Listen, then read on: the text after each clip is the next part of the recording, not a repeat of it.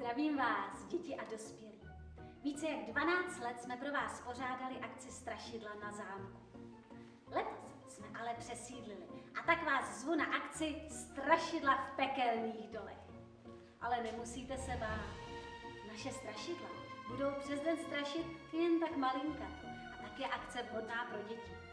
A večer po ohňové show si na své přijdou i dospělí, kteří zde otestují svoji statečnost. A jaký program vás čeká?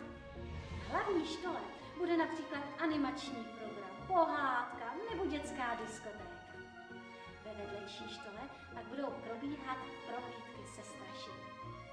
Kousek opodál otestujete statečnost na stezce odvahy. A nesmíme zapomenout na úkoly se strašidly.